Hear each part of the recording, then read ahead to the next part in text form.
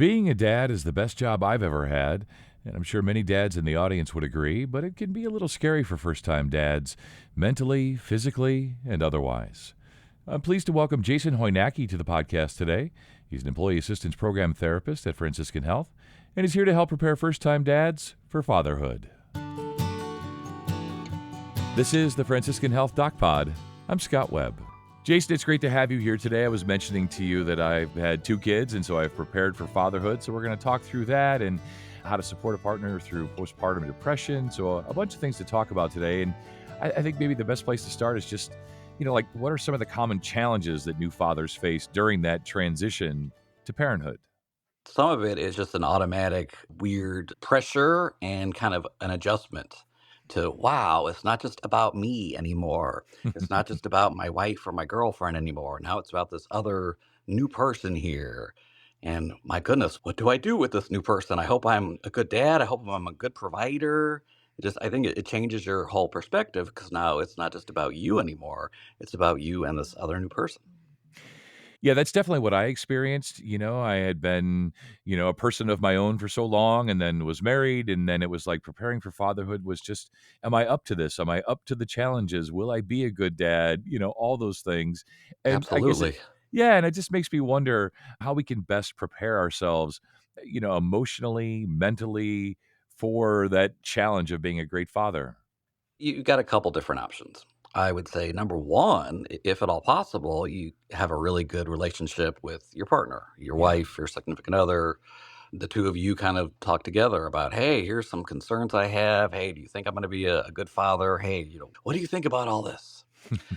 Another thing sometimes is if you have a role model in your life, whether it be your own father or a minister or a coach or even a really good neighbor, that it's okay to kind of talk to them and Yeah. say, hey, okay, how did you prepare to be a dad? I'm going to be a dad. Any words of wisdom, any kind of guidance for me? Hey, what do you think?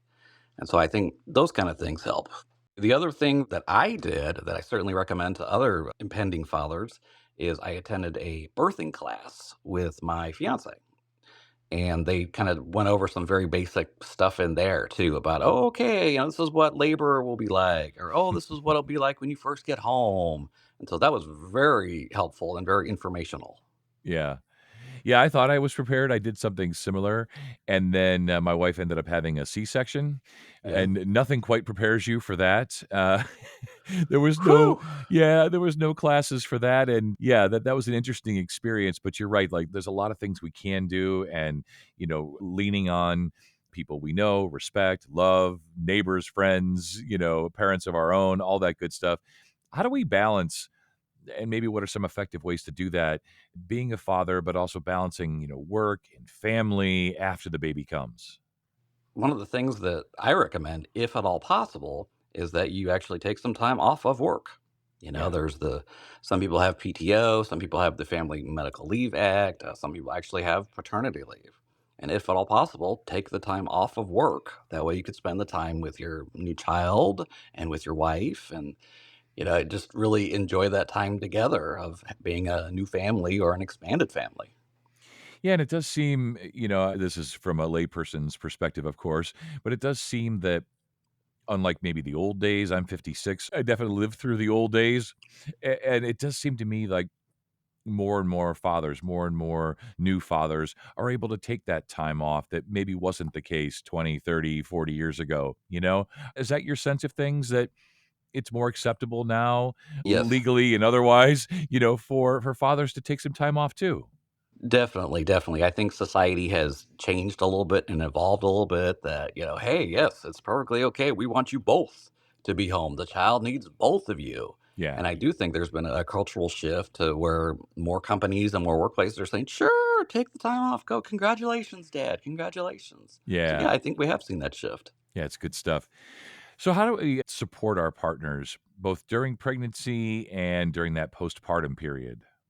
If at all possible, communication, communication, communication, dialogue. An ongoing conversation about, okay, how do you feel? Do you need anything? Is everything okay? Do you need me to do anything? Just having that ongoing conversation and hopefully having that openness. I know when my fiance was having some morning sickness and things like that, I always offered, "Hey, do you need me to stop and get some ginger ale for you on the way home? Are you having any Yeah, weird cravings? I'll stop and get you chocolate. Whatever you need, I will do it."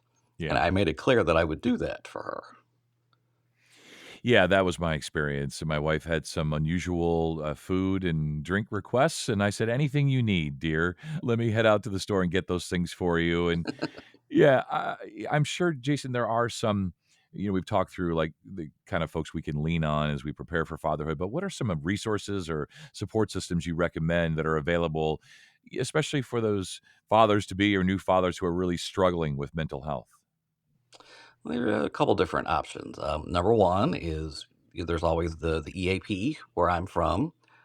Actually have many male employees, obviously at Franciscan. They're welcome to come see me, and we could certainly talk about, hey, what's going on? How you feeling? Sure. How's your spouse? You could always check in with your doctor just to make sure that everything physically is okay. And if physically something is off, the doctor could certainly help you with that, or the doctor could point you in the right direction. I think another option is a lot of churches actually have men's groups, fathers groups. And so I think that could be another option as well. Yeah. I want to shift a little bit here and talk and focus more on postpartum depression and supporting a partner who may be Sure. experiencing that, whether it's, baby blues or even, more severe. What are some signs and symptoms of postpartum depression that we can be on the lookout for? I think one of the biggest things that I look for to keep in mind is just like a personality change. Like you look at your partner, you look at your spouse and go, okay, something's not quite right here. Usually she's jumping right up to play with the baby, but instead she's staying in bed a little bit. Normally Yeah. she's excited to watch her favorite show, and suddenly she's not doing that as much. So I think kind of a personality change is a big thing to watch out for. Besides that, I think the most obvious one is the crying and the tearfulness. That if your partner's never really a crier, and then all of a sudden there's a lot of tears and a lot of sadness, and just something seems off, I think it's certainly okay to ask and say, "Hey, what's going on here?" Yeah, and along those lines, I wanted to get some, tap into your expertise here. Sure. How do we approach that, the subject of mental health in general with our partners without causing, perhaps additional stress? One, it goes back to what I said earlier about just the ongoing dialogue, the ongoing conversation. Hopefully, the two of you, if you have a good relationship and if you have good communications, your wife or partner would say to you, "Hey, I'm not doing so good here. I think maybe something needs to change." On the other hand, if it's the husband or the dad who notices it and says, something's not quite right here, Yeah. you could gently say, "Are you okay? How you doing today? Are you feeling okay? How's the baby?" And just very gentle questions, not an interrogation, but just gentle questions of, "How are you doing? Are you okay?" And then if it goes into more of a concern or something's not right, I also think it's okay to say, "Hey, when is your follow up with the doctor? When are you going to go see him next? Hey, maybe you can come with if you need the extra support." Yeah, right. Yeah, Yeah, I see what you mean, like, just kind of, subtle and gentle, and I'm assuming, Jason, there's maybe some steps that we can take that you recommend, while we're trying to support our partners who are experiencing postpartum depression, like, take us through that a little bit. a lot of times, number one, I said I'm going to sound like a broken record. Communication, honey, Yeah, are you okay? Is everything yeah, okay? Two is if they've been diagnosed with postpartum depression or they seem to be struggling a little bit, I turn it into, hey, what can I do to help? What do you need from me? Do you need me to give you a hug? Do you need me to spend time with the baby while yeah. you go take a walk? Do you need to go visit your mom while I take the baby? Or do you want to go visit your mom with the baby and leave me out of it because you're tired of looking at me? That stuff happens too. Yeah, on occasion, we may be the problem, right? Yeah, sometimes. Yeah. I also think if they see the doctor and the doctor recommends medication like an antidepressant, I think it's okay to kind of touch base and say, "Honey, okay, have you picked up your medication from the pharmacy? Are you feeling any different? Do you need me to pick it up? How are you feeling?" Yeah, I see what you mean. You just sort of like, "Hey, I'm happy to be headed to the pharmacy. Did you need me to pick up anything for you?" Right, exactly. Yeah, and it does sound, Jason, and it was definitely my experience that it was important to be a part of all of this, new fathers to be a part of this with their partner's treatment plan for postpartum depression. That, yes, of course, we can take care of the baby more, sure, to the best we can. It was definitely more challenging with my first one than the second one, but just in general, it sounds like you recommend that we are really involved. Absolutely. Absolutely. A child has two parents. So, if at all possible, both parents should be heavily involved and kind of function as a family unit and say, hey, okay, do you need a break? Or take it a step back and say, oh, maybe I need a break. And just trying to be on the same page and make sure that, hey, we're both in this together. We're all a little family. We're all a little unit. It's Yeah. okay. We'll help each other out. Yeah, and there were definitely times, my wife would say, "Hey, your baby's crying." I say, "Wait, my baby? Yeah, she's your baby today at 3 a.m. Go spend some time, some quality time with your baby." It's been good to just sort of reminisce a little bit and talk through some of this and, help listeners to prepare for being new fathers and how to support their partners, all good stuff. Just wondering what advice you have for those fathers, those dads who are feeling overwhelmed themselves or a little helpless while they're trying to support a partner with postpartum. One of the things that, well, a couple things. I would say that it's okay to feel overwhelmed. It's okay to go, man, my life is totally different. Our life is totally different.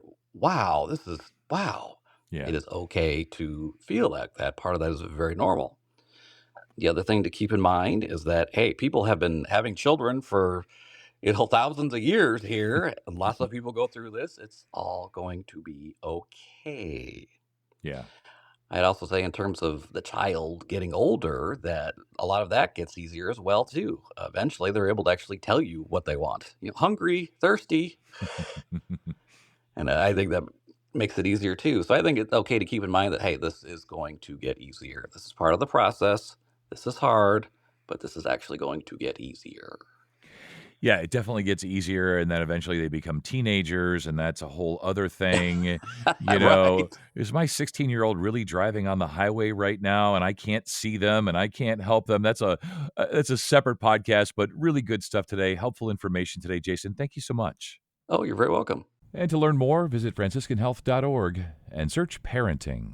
And if you found this podcast helpful, please share it on your social channels and be sure to check out the full podcast library for additional topics of interest. This is the Franciscan Health DocPod. I'm Scott Webb. Stay well, and we'll talk again next time.